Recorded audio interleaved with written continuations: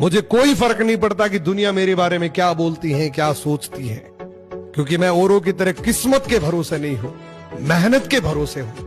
और मुझे अपनी मेहनत पर पूरा यकीन है कि आने वाले कुछ सालों के अंदर ये जितने भी बोलने वाले लोग हैं, इनको जवाब मेरी कामयाबी देगी। एक झलक में लेके और